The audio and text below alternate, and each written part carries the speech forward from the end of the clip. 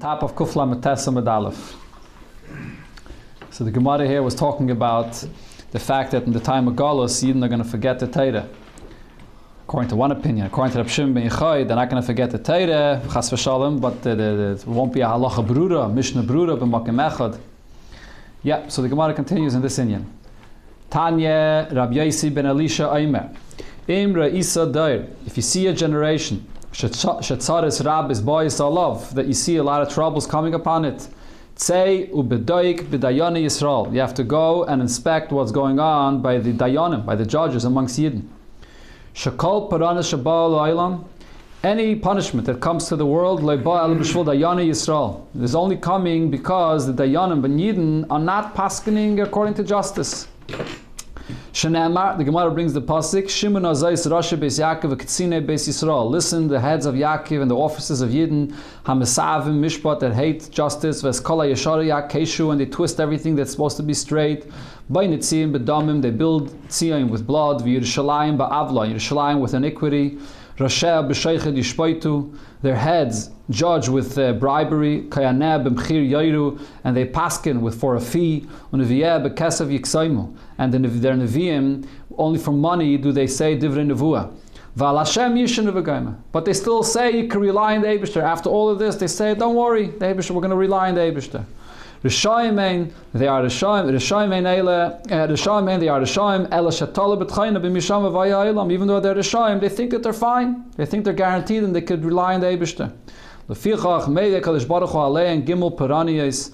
The Eibishter brings 3 punishments. Keneged Gimel Avedas Shebiyadam, corresponding to the 3 Avedas that were mentioned over here in the pasuk that we quoted. Rashi says the 3 things are: there's the Shaychad, they judge with bribery, b'mechir yairu, they paskin for a fee, uneviyeh b'kesef yiksaimu, and the nevuah they also say also for money. So against these 3 avedas, there are 3 piraniyos shenem alachem beglalchem tziyin sadat techaresh. Tziyin will be plowed like a field. Yerushalayim ayin tiyeh. Yerushalayim will be a heap of ruins. V'harabayis l'bamis yar, and harabayis will be like a high place in a forest with total destruction. So this, obviously we're learning this Gemara today, it's Beis Ov, and it's Hashkacha Pratis, we're learning about this Inyan now, in time of the 9 days. Besides that, it's also in the Parsha of the week, in Parshas Dvarim, there's only 2 mitzvahs. And both mitzvahs in the Parsha of the week is about a dayan, that you should appoint proper dayanim, and le'sagura mipnei yish, that a dayan should not be afraid to paskin aliba de emes, shouldn't be afraid of anybody. So mamish this Inyan that it talks about dayani Yisrael is the mitzvah of this week's Parsha. The Eibishter does not bring his Shechina to dwell amongst Yidden until the bad judges will be removed from amongst Yidden. Shenema v'ashiva yadi alayich, I will stretch out my hand to you, ve'etzreif kaboir sigoyich, and I will wash like with soap sigoyich the dirt in you. Vasira kol b'diloyach, and I will remove all b'diloyach. B'diloyach means like garbage from you. Vashiva shevtayach kevarishayna v'yayitzayach kevatchila, and I will return your judges and your yayitzim, the advisors, the way it was in the beginning. And Rashi says that the Gemara over here is referring to what it says in the end of the pasuk. That it says, "Achrei kain yikara l'cha ir atzedek kiryan amana." Only following this will the Eibishter rebuild Yerushalayim, the ir atzedek, and will bring the Shechina amongst Yidden. Yeah, so you see over here this Inyan that only after the Eibishter removes the Shoftim, the Sheitrim, Ra'am, Yisrael, then the Eibishter brings the Shechina back. Oh, Marula says, Ein Yerushalayim nivde ela b'tzdaka. Yerushalayim will only be redeemed through tzedakah. Shenema, the pasuk says, Tziyim b'mishpat yipada. V'shaveh b'tzdaka, the tziyim will be redeemed with mishpat, which refers to learning Torah, and v'shaveh, the captives, will be also redeemed through tzedakah. This is mamish what we learn now in the 9 days. The Maimar of Lekutei Torah of Parshas Devarim is tziyim b'mishpat yipada.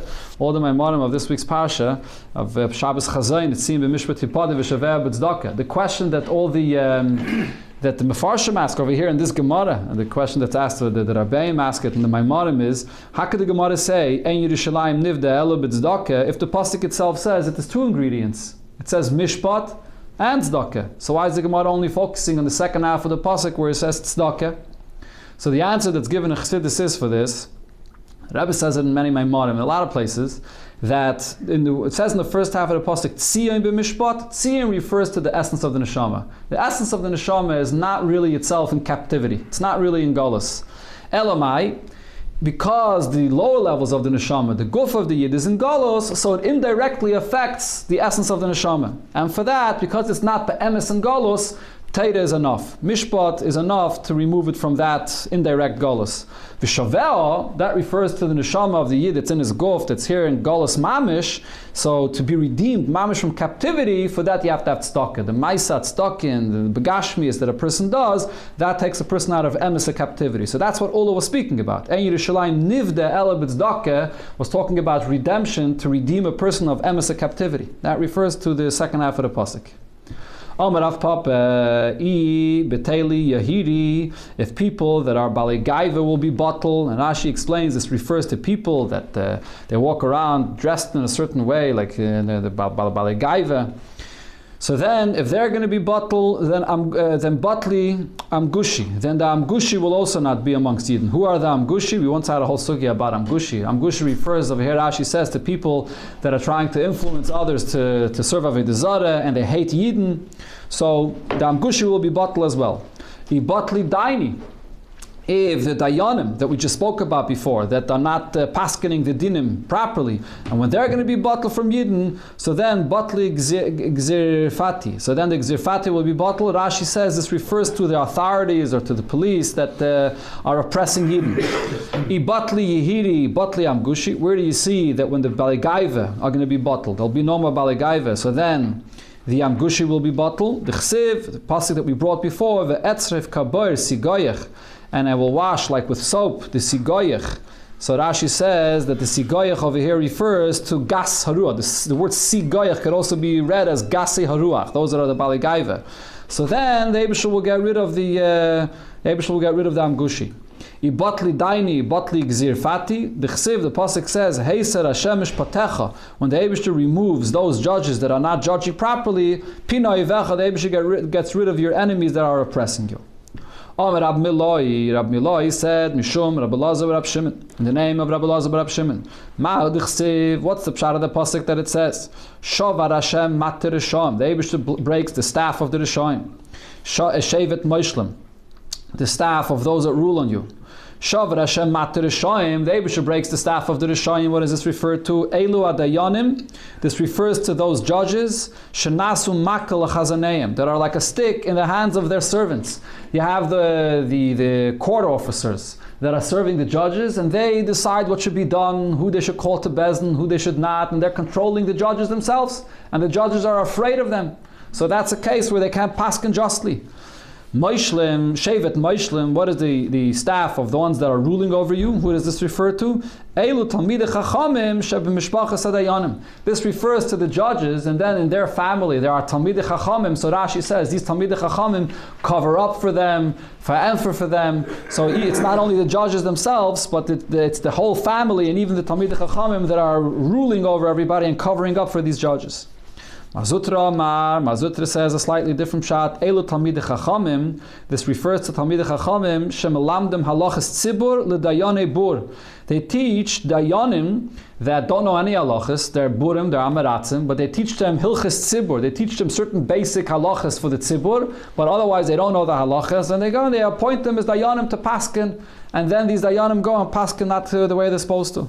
Or others say, if this is the pshat in the Gemara, Dinei Tzibur means they teach them PR, they teach them Hilchas Tzibur, public relations. That's all that the dayan has to know, and everything else, all the halachas is nishnegei how much you know. As long as you make sure that your PR is good.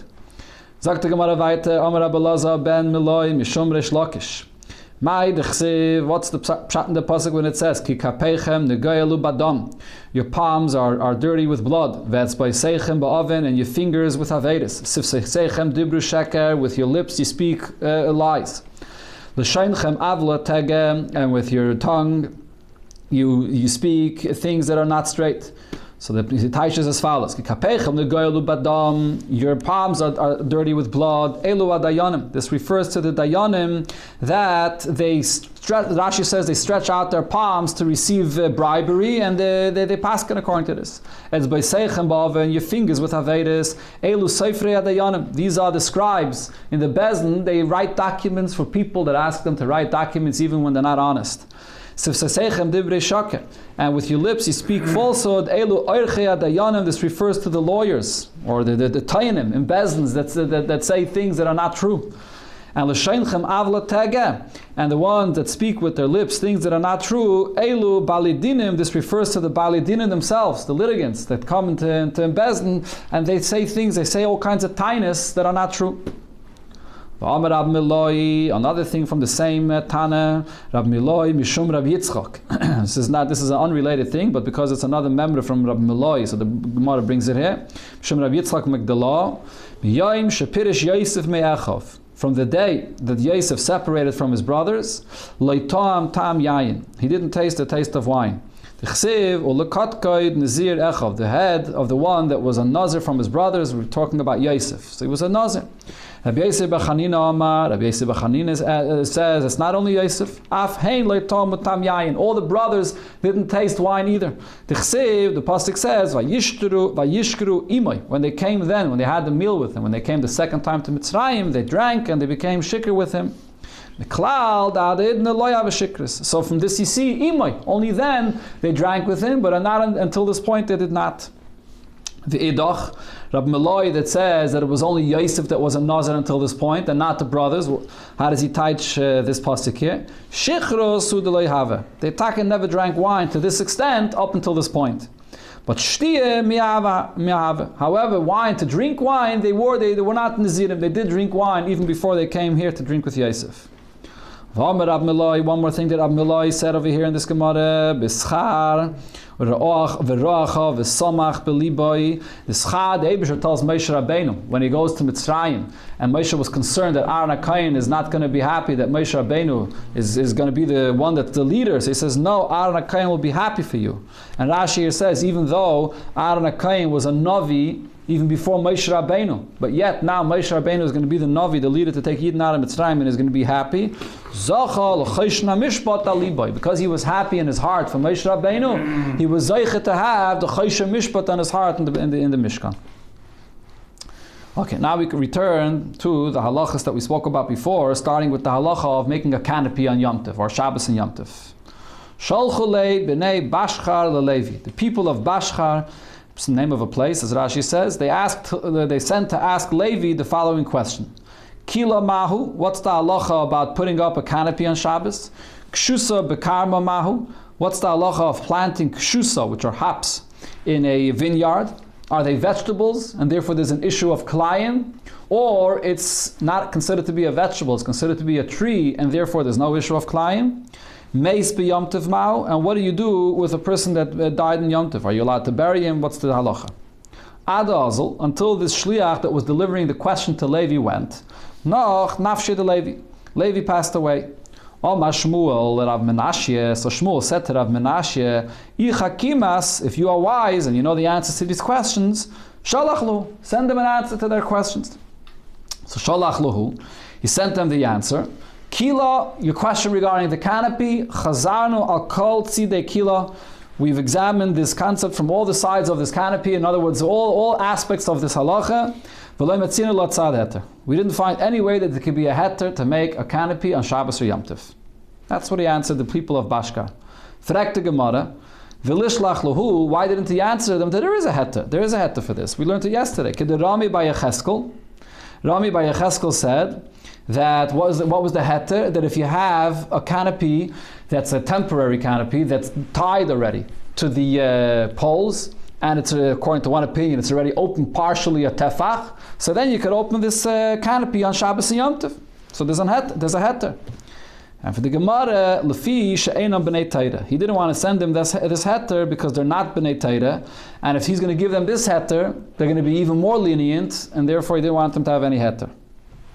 Kshusa, so it's a very interesting thing you see here. Sometimes a Rav has to know, sometimes you have to dafka give a heter, but sometimes for people that are not b'nei Torah, you can't give a heter. The next question they asked was, Kshusa bekarma, hops, to plant them in a vineyard. So he answered them, Irvuva, it's klayim, you can't plant it there. Frag the Gemara, why did he paskin this way? Vilishlach lahu, why didn't he answer them? Kedarab tarfen, that it's allowed, like the opinion of Rab Tarfen. The Tanya we learned in Abraise, kishos, these hops, are you allowed to plant them in a vineyard? Rab Tarfen neimer, ein klayim bekerem. This is not klayim. Rab Tarfen is mekel. The Chachamim neimer, klayim bekerem. Chachamim say it is klayim. The kaim alon, and we have a klal in halacha, we learned this once before, regarding all the mitzvahs atluyas ba'aretz, mitzvahs that are in the land, kol ha-mekel ba'aretz, anybody that's mekel in the halachas of benegayah to their land, halacha k'maisa b'chutz la'aretz. We follow that opinion in chutz la'aretz, and that applies even to kalayim as well. So why don't we paskin regarding this kalayim here like Rab Tarfen? And for the Gemara, the same thing, the Fishayin and B'nai Torah. Because they weren't B'nai Torah, they didn't want to give them this heter, then they might actually do something else, which is taka kalayim.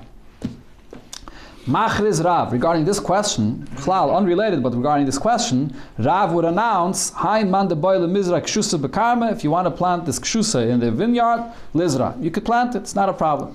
Rav Amram Chsida, on the other hand, mangin de lave. He would give makas mardis for somebody that would plant this kshusa, these hops in a vineyard.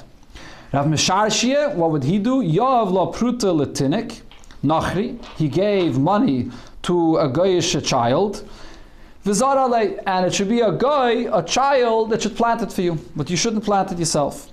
It's talking about chutzlar. It's all these amiroim were in Bavel. Frekte Gemara, why dafke saya Nachri and saya tinik, a child? V'litin lei letinik Yisrael. Let a tinik Yisrael, which is not chayiv and mitzvahs, he's under bar mitzvah, so there's no issa for him, let him go and do this. I mean, if it would be a Isser Mamish, then he wouldn't allow anybody to do it. Elamai Kanira, he held that it's not Mamish and Isser, so therefore you can give it even to a child to do. And for the Gemara, no. Asil Misrach. If you're going to allow him, if you're going to get him into the habit of doing this when he's a child, he's going to come to do this when he's an adult.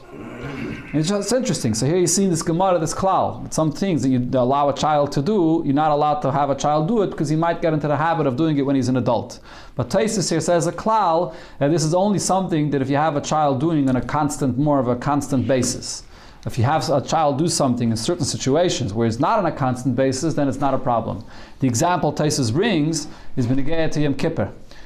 On Yom Kippur, you don't make a bracha shechayanu on a kais of yayin the way you usually make on a Yom Tiv, and you don't even have the option of a child making that bracha of shechayanu and drinking. You should make the bracha shechayanu on the kais of yayin, and the child should drink the wine. Because if you're going to do that every single year Yom Kippur consistently, so then the child might come lemisrach, like it says here in the Gemara. But let's say once it happens, you have a bris on Yom Kippur, and you want to make the bracha by the bris on the wine, and the child is going to drink the wine, that Taisa says it's allowed. You don't say asil lemisrach because it happens once in a while, there's no issue. Was that the Believe so? Yeah, I believe so. Correct. If it's a bris. The Gemara asks weiter, Veliten lei legadol nachri. Why do you have to give it? So you have to give it to a guy. But why a guy, a child? Why not a gadol nachri? And for the Gemara, asil ichlufi bi Yisrael. If you can give it to an adult guy, you might end up giving it to an adult yid. So therefore, he made this special zehira. So it should be saya guy and saya child. That was the third shaila that was discussed. Maze regarding the next shaila. So that was the second shaila. The third shaila that they asked was when you get to a person that died on Yom Tov. What do you do with him? Shalach luhu, so Rav Menashia answered them, Meis, a person dies in Yom Tov, lo yisaskebe. You can't occupy yourself with him. Lo Yehudan, v'lo Armon, not a Yid, not a Goy, lo be Yom Tov Rishon, not the first day of Yom Tov, lo be Yom Tov Sheni, and not even in the second day of Yom Tov.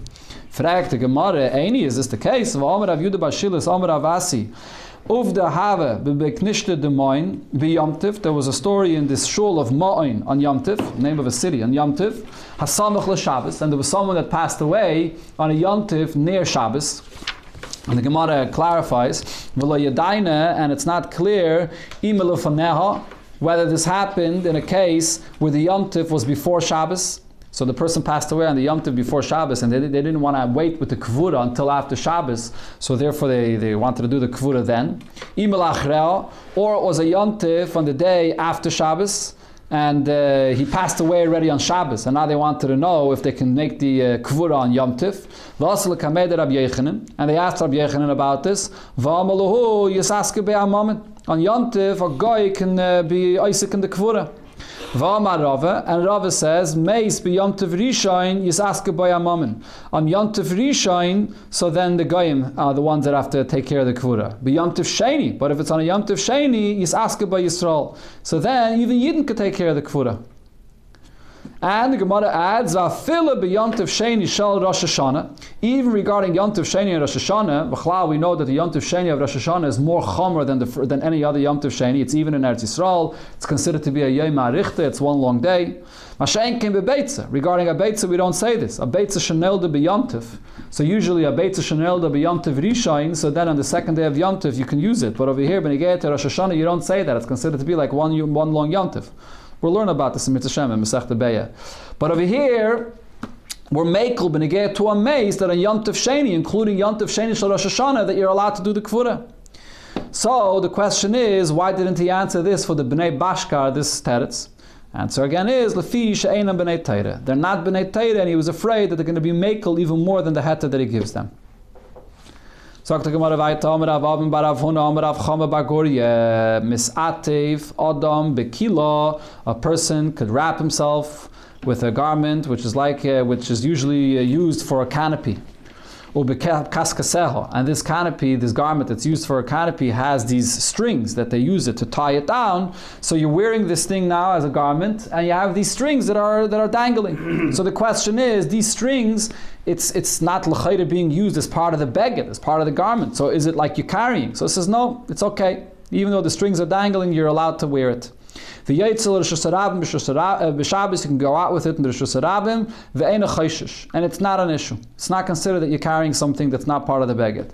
Frek the Gemara, why is this different from something that Rav Huna said?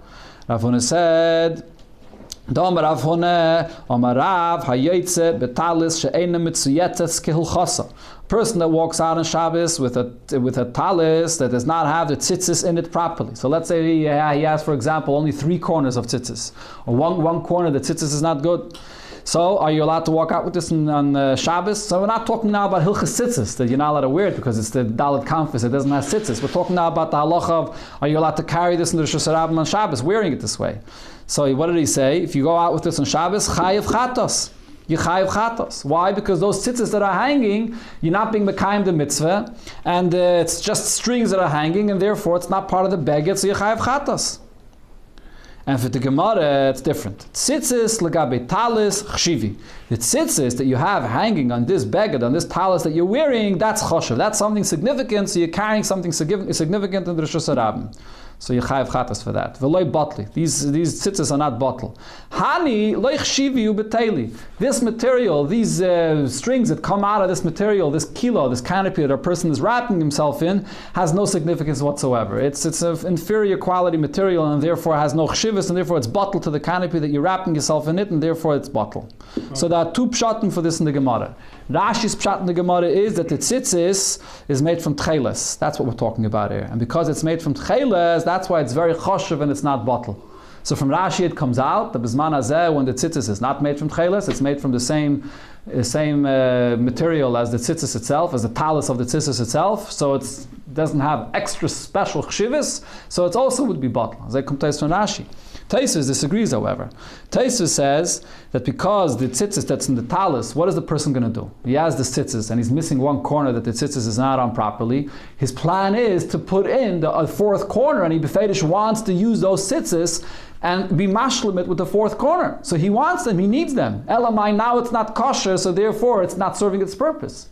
But he wants to keep it there, he doesn't want to throw it out. Masha'enkim, by the strings, by the kilo, it's insignificant. That's something that has no chshivas. That's Taisus' pshat. The other 3 corners, he wants the other 3 corners. Yeah. So now, this is the Gemara, that's the source for the famous Shaila, when you get to the buttons on the shirts that you have in the bottom of the shirt. You have those extra buttons that the manufacturers place on the shirt. What happens on Shabbos? Are you allowed to walk with a shirt out in the Sharabim with a shirt that has those extra buttons? the person has those buttons there. Right now, they're not being used for any purpose. It's not closing the shirt. At the same time, though, the person wants those buttons there in case another button falls off. He wants to use those buttons to button the shirt closed. Just like these tzitzis. Right now, these tzitzis are not being used for any purpose, but he wants the tzitzis to be mashlimit with a fourth corner. It's a big shaila. A lot of the Rabbanim argue about this, and it was written about this barichas many, many times. And a lot of Rabbanim hold that it's taka aser, you must cut off those extra buttons that are on the bottom of your shirt, and it's mamash a chiyuv chatas otherwise. Like the Gemara says over here in this case, when you get to the extra tzitzis, that it's a chiyuv chatas. I mean, most of the places you walk today are not necessarily yerushalayim, so it's like, I don't know if it's dafka a chiyuv chatas, but it's a serious shaila, and it's definitely something to be careful with when you buy a shirt, to immediately cut off all the buttons. So if you wear it on Shabbos, you shouldn't have those buttons as a problem. Huh? You could argue that maybe today most people don't necessarily end up using those buttons, so it has no chshivas whatsoever, but lav dafke. Befrat, you have today some of these shirts, they make it with a style that those bottom buttons have design in it. So there's a reason to be mekel, a reason to be machmi. You could be mekel because you could say, oh, it has a design, so it's actually part of the design of the shirt. So you're using it as part of the design even right now, even if it's not being used to button it closed. Or you could say, no, it's something which is there, it's not being used as any purpose right now, and you want it there, so, okay, akapanim, it's a shaila. It's a big shaila, and you have to be careful with this. Also by the safety pin that comes with from the cleaners, also a shaila. That meaning it's still... The tag that you have to, yeah, and a chanami. And a chanami? I don't know if it has a shape. Most of them make it with a staple. It's not mamish a safety pin. They do put, right. Okay, good. So Ken's and a shaila. Yeah, this Gemara is a marker for this Indian. The string is also the string by the hoods, right? The same string of the hoods is considered to be part of the beged. It's not an issue. It's like the strings of the kilot has no separate chshivas, and befrat that it's mamish serving the purpose of the beged to tighten it around your face. So that's mamish a chelik of the beged. Sagt the Gemara. Omar Rabbe Baravhunem Maidem Adam. Now we go back to what it said in the Mishnah, Benegeh, to placing a sifter on top of a can on Shabbos. So Maidem, so what did the Chachamim say in the Mishnah? You're not allowed to place this mishameres, the sifter, on Shabbos.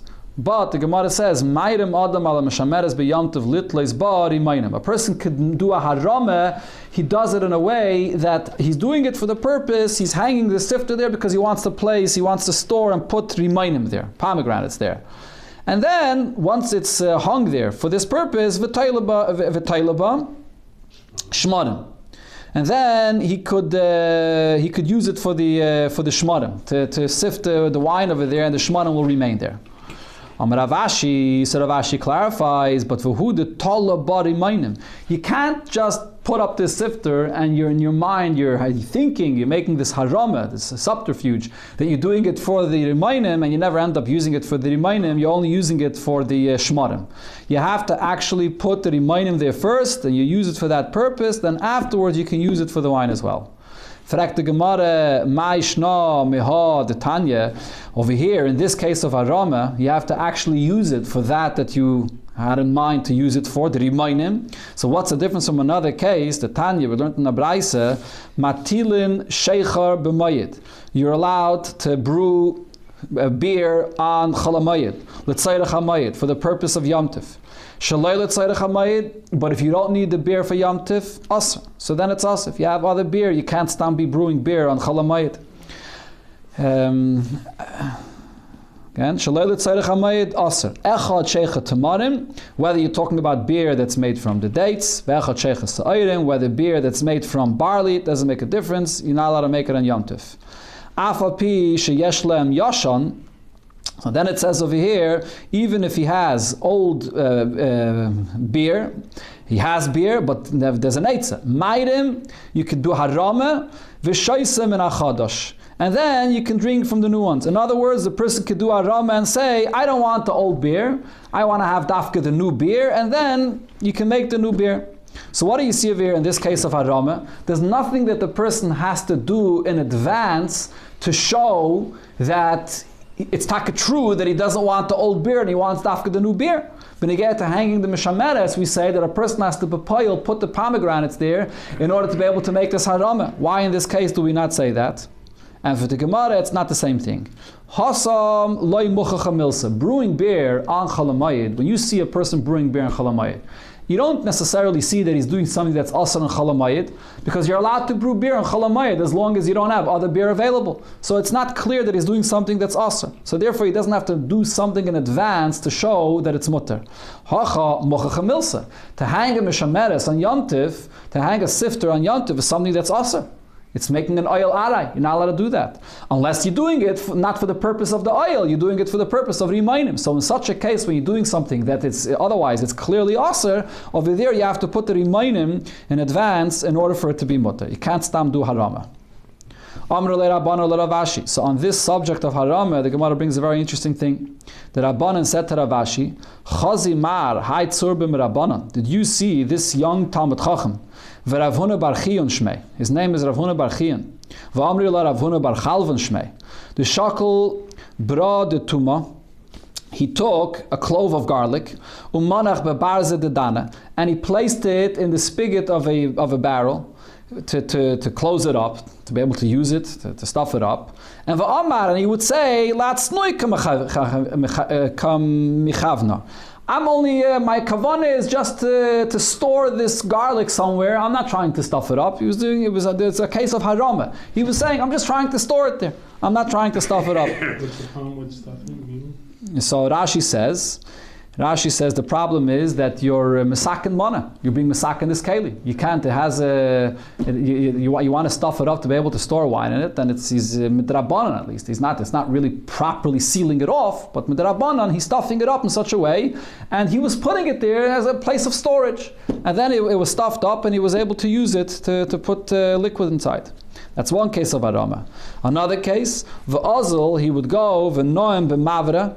He would sleep on a boat that was crossing through the river. So he would the boat was docked on the shore, and he would go and lie down to take a sleep in the boat.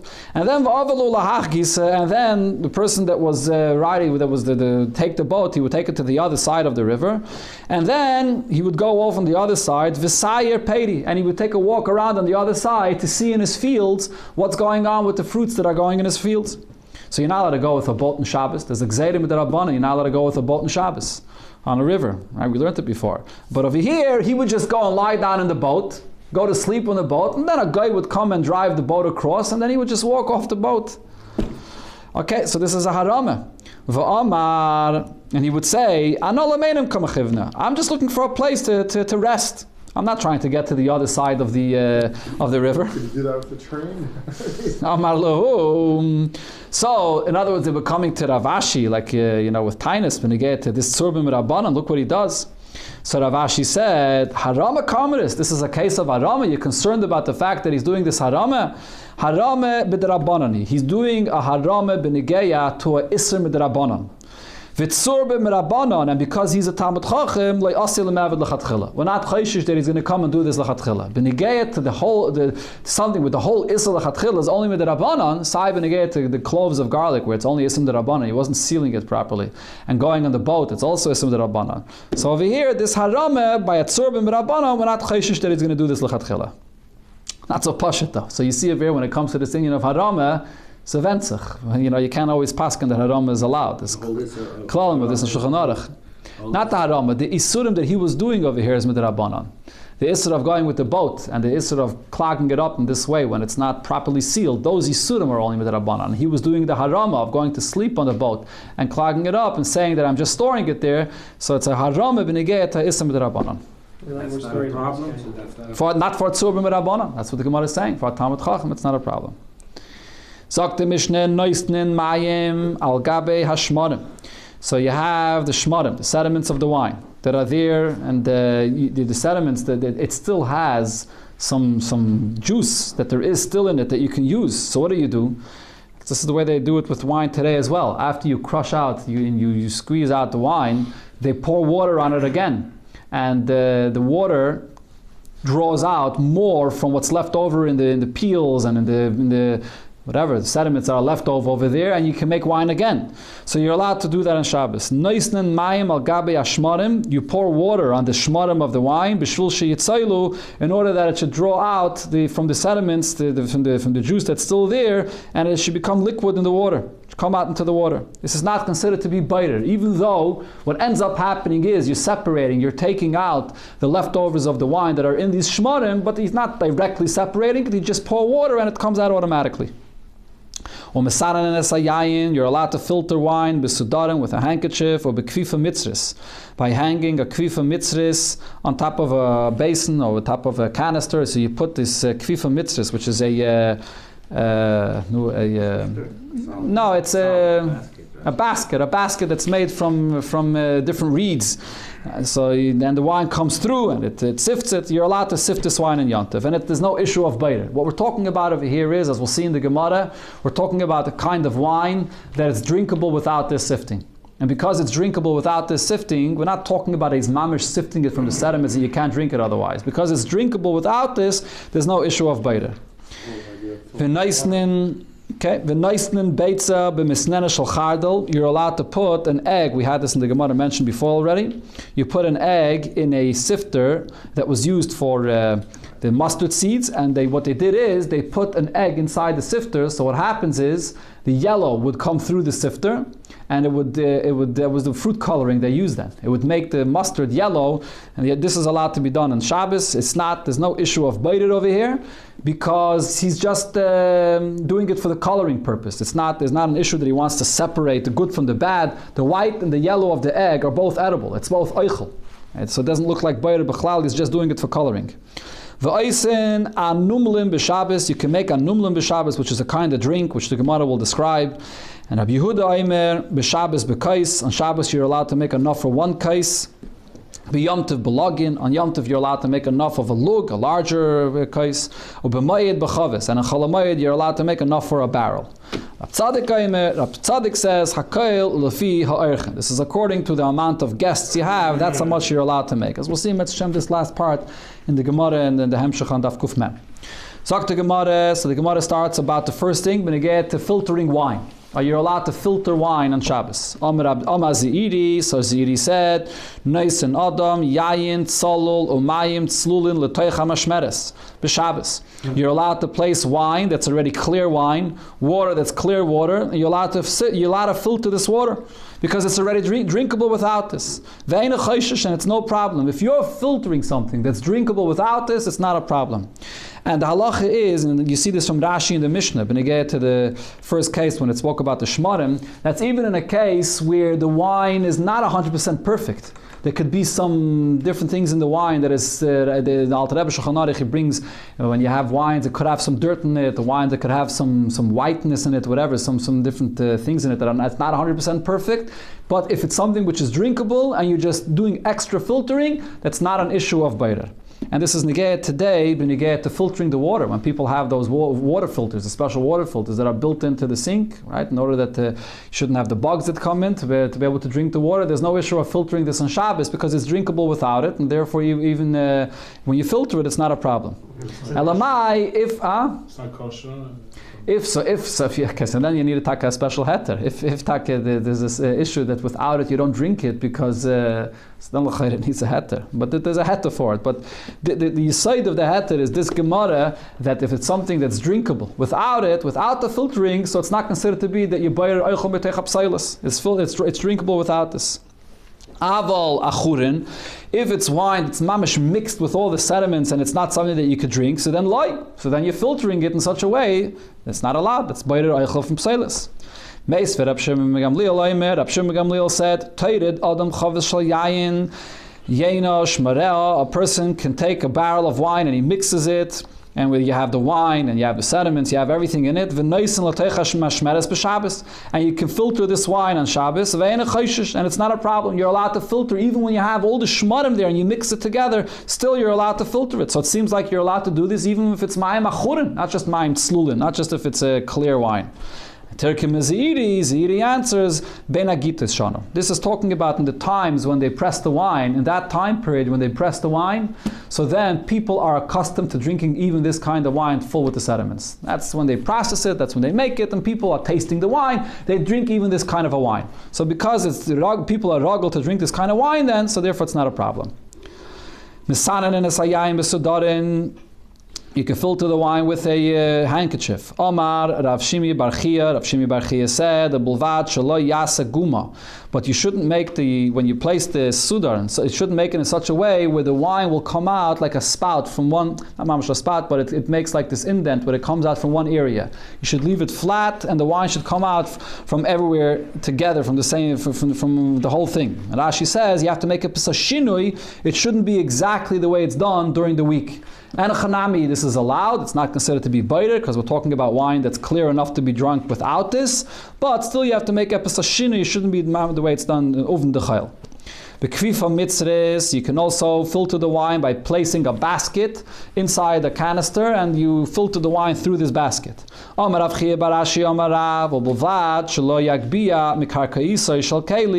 If this basket, if you're placing there, is above the bottom of this canister, a tefach, so then it's an issue of making a temporary oil, like we said before, when you get to placing a mashmeres, placing a sifter. Rav said, "Hi, frunke apalge de kuve shari." When you place a kind of a garment, so if it's placed halfway on top of a can, that's allowed because you're not placing it fully, so it's not like an oil. Akuli kuve, but if you place it on the entire barrel, on the entire thing, so then that's not allowed because that's like an oil. Rav Papa said, "Lo nahanik inish." So what this means is you can't drink the water or the wine straight out of a barrel of wine. So what they did is they had these smaller jugs, smaller pitchers that they poured from the barrel into these smaller pitchers to serve from it. So now by the opening of the pitcher, they would place these reeds and little pieces, chips of wood, to create sort of a sifter, a strainer for the wine to come out to block any dirt that's there. Like we have today, a lot of these pitchers have these strainers by the end of the when it comes out. So over here he says, you're not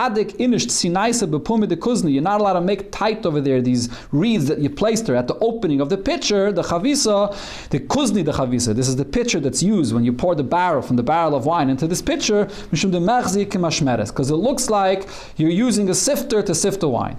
The Beit Rav Papa, in the house of Rav Papa, shafu shichra mimana lemana, they would pour wine from one barrel to another, even though, what was the point they were doing this for? Because they wanted to have the wine without the sediments that were on the bottom. So they were pouring the wine, and then the sediments will remain on the bottom. They were pouring it into another barrel.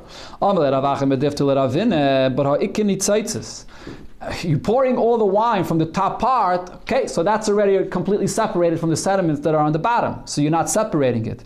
But when you get close enough to the end of the barrel, so then there are those drops of the wine that are coming out that are mamish separating from the sediments that are on the bottom. So that is mamish biter, so it's a problem. And for the Gemara, nitzaitzis lebeit Rav Papa loy chashivi. Those last drops from the bottom of the barrel for Rav Papa, it wasn't chashiv for them. So Rashi says that they were selling beer. This is talking actually about beer, Rashi says. And they had a lot of beer, they were selling beer, they didn't need the last drops on the bottom, so therefore you can pour until you come to the bottom. Bottom taki you can't pour anymore. So the pitcher